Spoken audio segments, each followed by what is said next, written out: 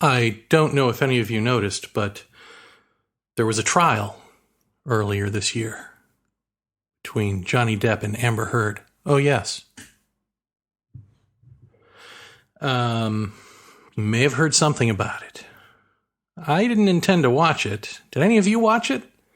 I just figured Amber Heard was an abuse victim and Johnny Depp was her abuser, so what's to watch? We're just going to watch like some crazy drug addict try to talk his way out of being an abuser.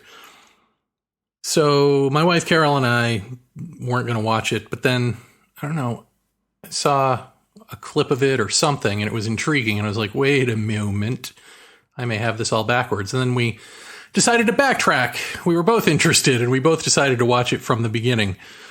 And it was like watching a very long limited run series of Twin Peaks or something. Like every witness was a character. And it turns out we had it backwards. Amber Heard, in fact, is the abuser and Johnny Depp is the victim of abuse. So that was an interesting twist. Didn't see that coming.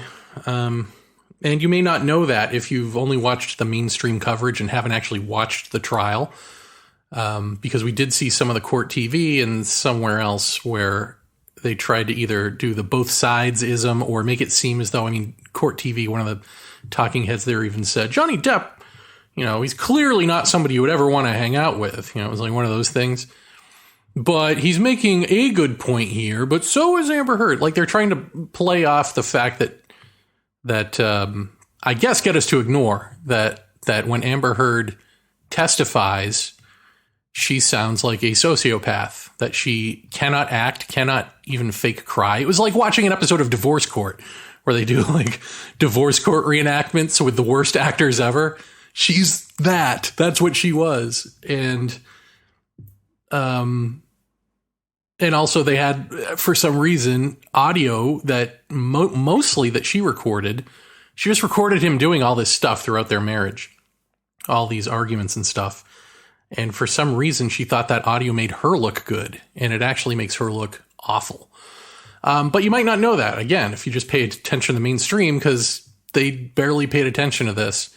And in some ways, because of that, it became about mainstream media versus online, because one of the things that came to bloom is the popularity of what is called LawTube, which is basically just YouTube lawyers, or lawyers on YouTube, watching the trial and commenting on it, but giving really good, from what we saw anyway. Of course, we didn't watch every LawTube person, but 3 or 4, a handful, gave really good assessments of what was going on. And I think the mainstream didn't like that too much, because they're supposed to tell you how reality is. To paraphrase something Andrea Mitchell actually said on her own show. So, but not about this. She just was talking in general about social media and how you're supposed to go to us to know what's going on in the world and how to frame it. Not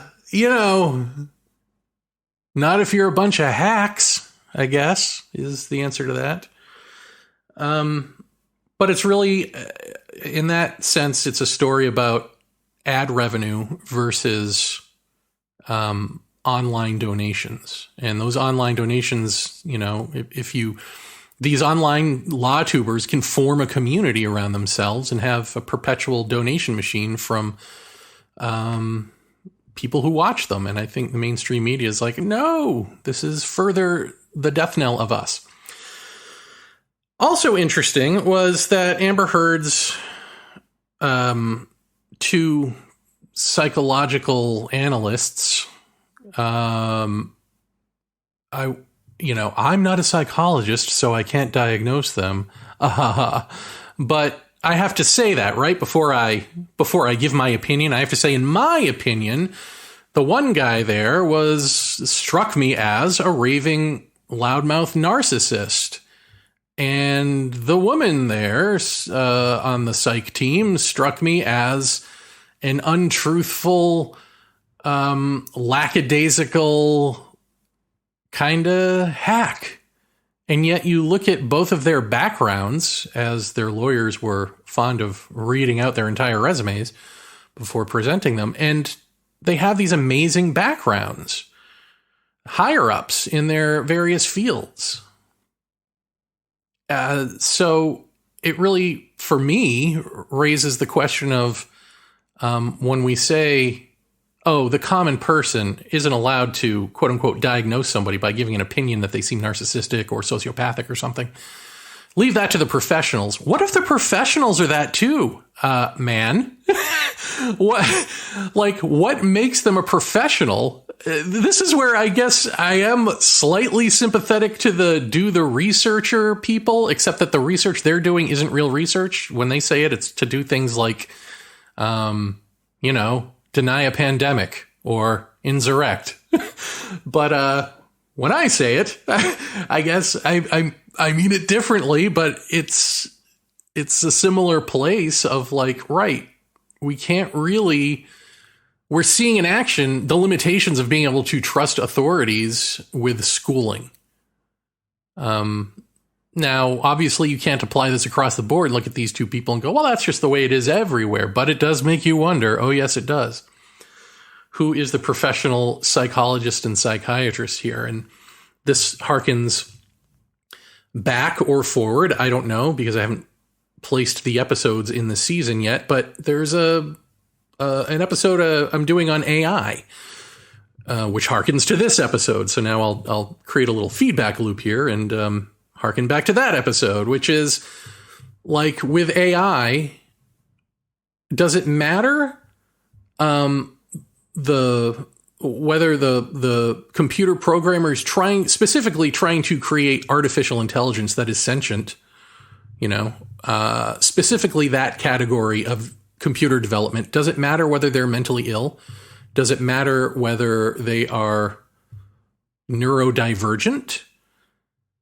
Does it matter if they take a psych test first before they're allowed to attempt to develop such things? I guess the same question here applies to the studied psychologists. Like, shouldn't they take a psych test themselves before they deliver a psych test to Amber Heard or Johnny Depp? I don't think they didn't evaluate Johnny Depp, but they did evaluate Amber Heard. And she very clearly is demonstrating issues that they ignore. Let's put it that way. In my opinion. Because you see, I'm not schooled like them, so I have to say that. In any event, I highly recommend watching all of the Depp Heard trial. If you're bored. One day. Well, carve out a week of your life, because like each episode of this fantastic show is about 8 hours long, 7 hours long. But there's another thing there, which is that, yes, Johnny Depp is the victim. She is the victimizer. The jury found this clearly. And now, of course, she's on like a speaking tour, showing the world just what a bad actress she is, trying to claim, oh no, it was the jury, it was the this, it was the that, my lawyers, it was everyone but me. I can tell you I did some things wrong, but I'll never name what those are, and if you bring them up, I will tell you those aren't them. That's kind of the gist of what she's doing as of this recording. But despite that, it's an example of what I've been talking about on this show and elsewhere, of relationships like these, marriages, long-term commitment relationships, are more often than not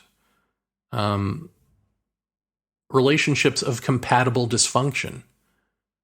So her background is that she is an abuse victim herself, of her father at least, who taught her how to break horses, and here she is breaking Johnny Depp and trying to break the public. But yeah, he was a physically abusive and mentally abusive person, and Johnny Depp came from an abusive background with his mom. I don't remember. I think it was just mentally abusive, but I could be wrong. I think she was more so mentally abusive than anything, at least. And here's Johnny Depp. Now, he has found himself in a relationship with his mother, and she has found herself being her father. This is, to my uneducated, untrained, only my opinion eye watching this, that's kind of what this is. And it's at a bad point in his life where he's trying to go through drug addiction therapy. I want to say withdrawal, but I don't know if it's really that. But anyway, trying to get over the drinking and the drugs, and she ain't helping. So you got all of that going on, all of these, but he also really doesn't want to get over it. So in a way, it's kind of perfect that she is his foil in him getting over his addictions. So one thing you could say, one role that she serves in his life of like, why are you sticking in this relationship? Well, he said on the stand, he's sticking with a relationship because he didn't want it to fail. It's that simple. I mean, sometimes things are that simple, but then also I think if you're an addict and you really want to be an addict, as he states, over and over, he at least feels as though he's never not going to be an addict. Well, then she can be your enabler in that area. And if you're way into the highs and lows with drugs, with your career, your lifestyle, well, here's a bipolar, high-low relationship. Perfect. So all of this circles us to a question that you can find in the Sitting Circle message board at ourundoing.com. Comes to us from Matt, and I think it's a pretty good multi-pronged question that probably a lot of people have, so I'm going to read it and dissect it. We're going to law tube it, but the pseudo-spiritual version. And away we go. Matt or Matthew, I don't know what he prefers. He probably prefers not to have his name said out loud, but I won't say his last name. Asks the following. And I'm going to read it, all of it, and then I will dissect it piece by piece. Matt asks, is marriage natural? Is it natural to be with one person for life? Is it more natural to view relationships as litmus tests for finding where you project onto others and where your attachments are? Is it only natural to stay with a partner long enough to learn how to be whatever it is they had that we were lacking? Is the institution of marriage negated by awakening? Does awakening keep the status quo? Neither? Both? Let's break it down, baby. First, I should apologize for if I'm getting loud and then low in my volume. It's because I'm turning away from my microphone to read the computer screen, and now it's raining. So it's like rain on a wedding day. Isn't that not at all ironic? All right, back to the computer screen then. Is marriage natural is the first question, and the answer is, well, I mean, there are plenty of species in the animal kingdom who are bonded pairs for life, so sure. Why can't marriage be natural? I mean, as far as we know, we at least have the ability, if we're not the culmination of, an amalgamation of, all the stuff that every other species can do, we at least can opt in if we like. So one of the things we can opt into is being bonded for life. Why not? And that's basically the second question. Is it natural to be with one person for life? I mean, it's not natural or unnatural, right? Like, sure. Why not? Granted, it's there's a whole lot of that compatible dysfunction stuff we were talking about earlier, but it doesn't have to be that, does it? But getting to that, I suppose, he goes on. Is it more natural to view relationships as litmus tests for finding where you project onto others and where your attachments are? And I guess sort of with that is the next question, which is it only natural to stay with a partner long enough to learn how to be whatever it is they had that we were lacking? And trying to decode that one a little bit in my head here. So I apologize if I'm not exactly clear on what that's saying, but I'll give it a shot. I mean, essentially, you're asking, isn't it more natural to view this as a way for us to figure ourselves out through being in relationship with another, or to figure the other person out, but really selfishly to see ourselves reflected in the mirror of relationship? Isn't that the way to view marriage or long-term relationships? And then say goodbye when it's done. And that's certainly one way to approach it, but you've both got to be on the same page with that, or else, you're a sociopath, right? Like, if someone else is just an object, this mirror for you to learn about yourself, and they don't know it, and you do, that's pretty objectifying. So we don't want to do that. And I'm not implying at all that that's what you're saying you want to do. I'm just saying, for anyone listening, let's not do that. But I see no problem with both people. I mean, with whatever the relationship is, as long as it's not harmful. If two adults are on the same page, go for it. But no, I don't think it's necessarily more natural to view relationships as having that function. It can certainly be a healthful function. I mean, you could have a lifetime partnership with someone where that is what you do, where I would think it would be hard to do, because I think, like, secretly, it would end up being passive aggressive stuff, jabs at each other, because you're both trying so hard to be open and honest with each other that, let me put it this way, in service to understanding the self in the way that we talk about in Our Undoing, where the self is no more, as opposed to growing the self into a better, quote unquote, better or healthier or stronger sense of self.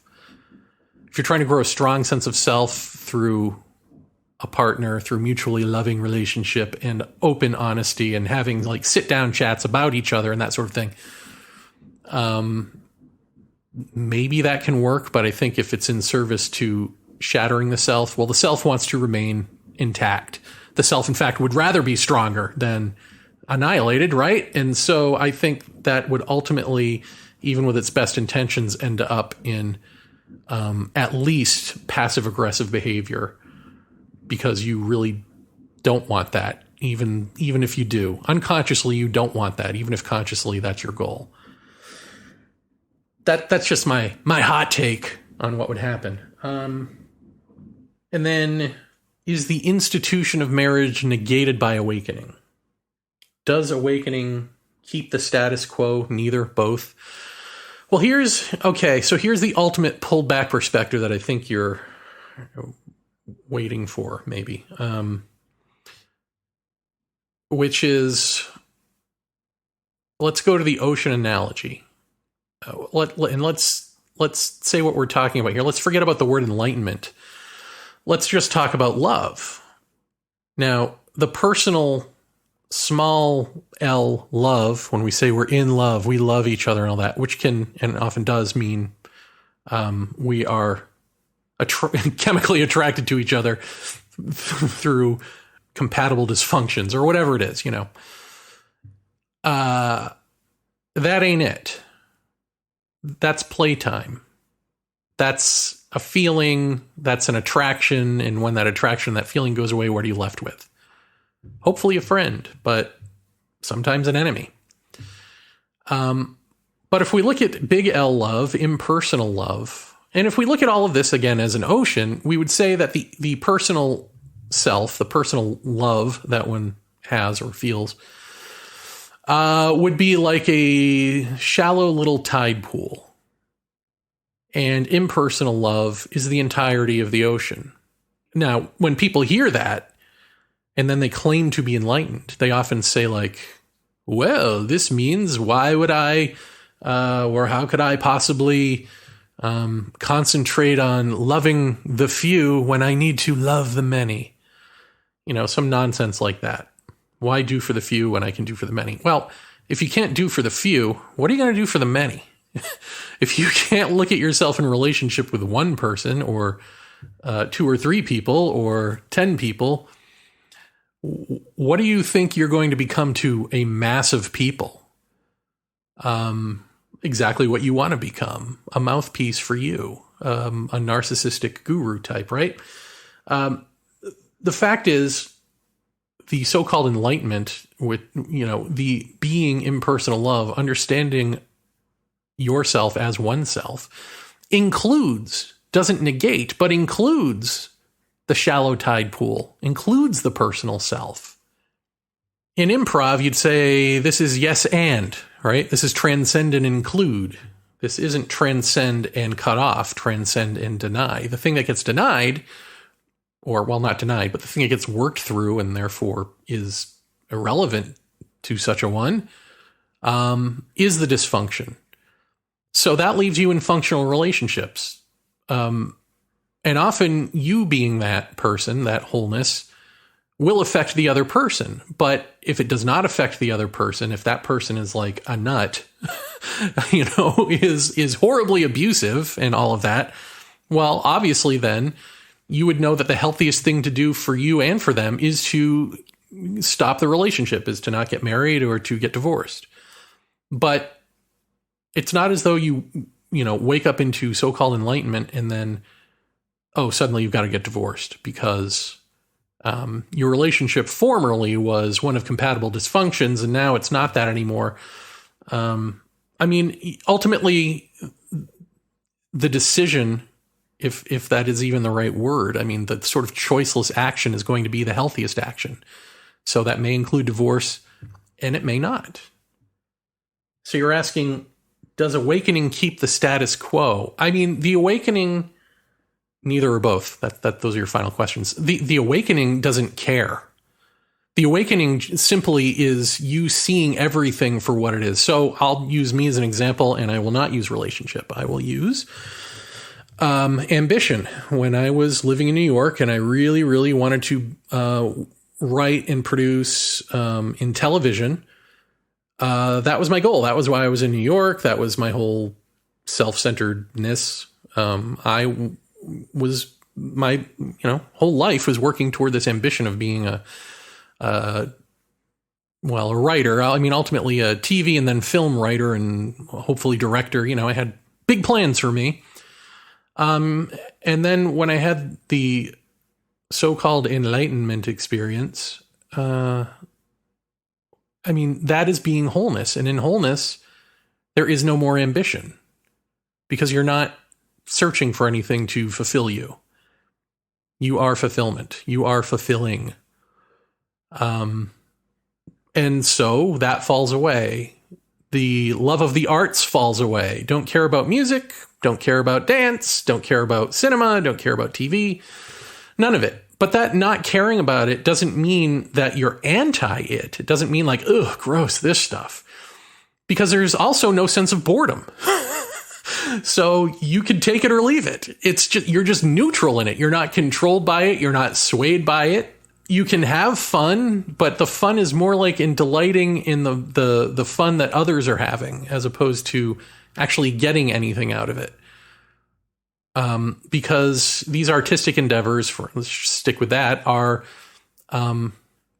self-exploration and self-growth, expressions of that, self-expression, essentially, and groping around and trying to figure things out, and the various moods that you can create in that situation for other people to connect with. I mean, all that stuff is just irrelevant. So irrelevant in the sense that, like, again, you're not anti music where before maybe you were a musician, or maybe you were like, music is everything, man. I can't live without my records. Well, now you can live without your records, and you can still be a musician. It's just a choice. You're not a slave to the rhythm, as Michael Jackson might say. You're not someone who's bouncing around looking for something to do, going from interest to interest, looking for that passion, because you're compassion. You are passion. And frankly, what partner doesn't want to be with you when you're going through all that? I mean, that can only make them feel good about themselves. I'm kidding.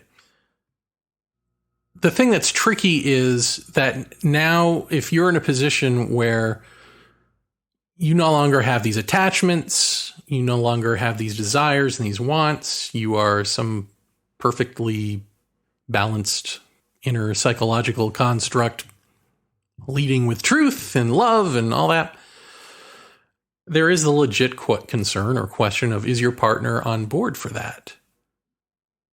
I mean, you should have an open and honest relationship about what you're intending for your life. Like, which is a weird conversation to have, right? To be like, okay, I know I'm a whatever it is. I'm a Wall Street analyst. I'm an artist. I'm a whatever I am as my job, and here are my interests. But my meta interest is to drop all of that and to have my body understand that the desire-filled seeker needs to be annihilated for truth to speak through this body. I mean, that's ultimately my goal, is to not be here as you know me anymore, but to be here, and I don't know what form that will take, because I can't know, because to have an image of it is to project an answer, and that will just be a self-fulfilling prophecy and not real. So I can't even know what comes after said annihilation. I just know that that's if I had to choose a perfect life, it would be that I wouldn't be here anymore.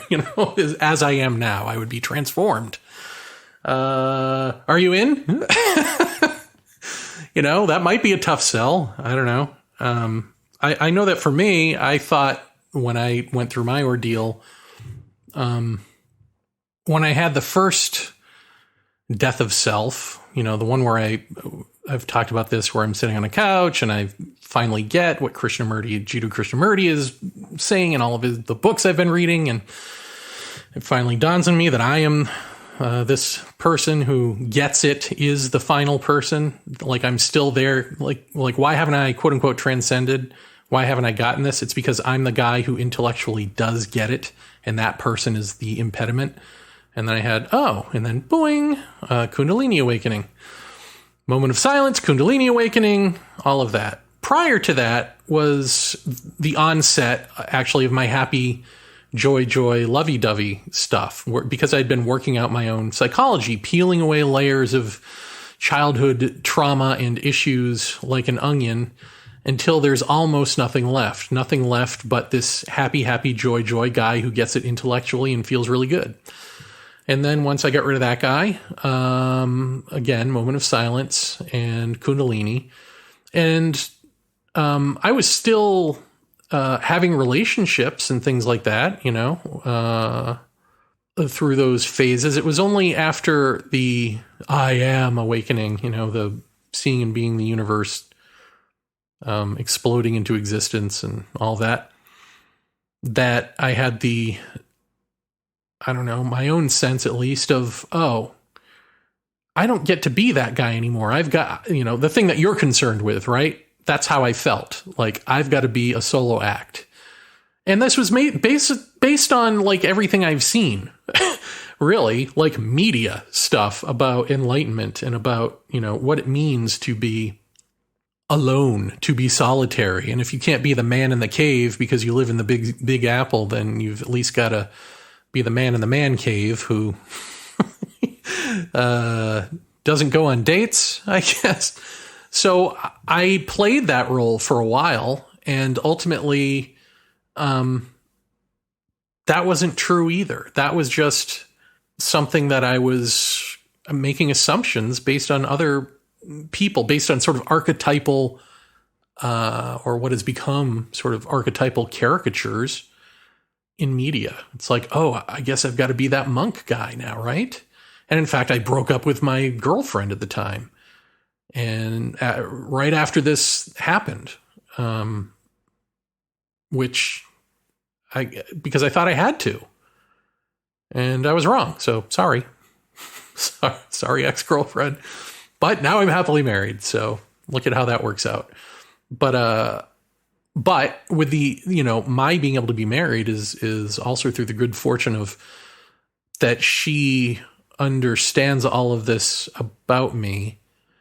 So the conversation is really easy. It's not as though we can both go into it without blinders on about any of this stuff and about what it potentially means if there's another death of self for yours truly. What does that mean to someone who's gone through these two different types of death of self? Will I be here anymore? Will it be a physical death? Will it be like I get sucked through a straw into some interdimensionality? I don't know. I'm just, spitballing sci-fi plots for you, but I don't know, right? That's ultimately, I can't know, and she can't know. And are you willing to take that chance? That's a risk, especially if you're not willing to do this stuff yourself to the extent that I've been with it, It's just a conversation that you have. But the conversation that I have about that would be different than the conversation you would have, because I have gone through death of self a few times here in the different ways, and I have been careful with it, and I do, when you go through it, different things, right? And so if I were to have had this type of conversation prior to this ever happening to me at all, it would necessarily be a conversation that gets in the way of it happening.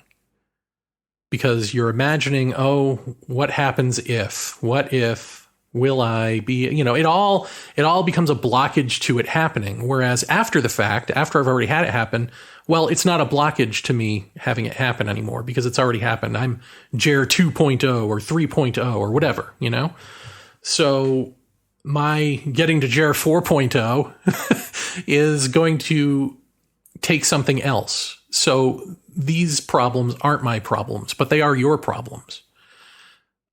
So that would be my word of caution, or of watch this in yourself. Why are you really asking this?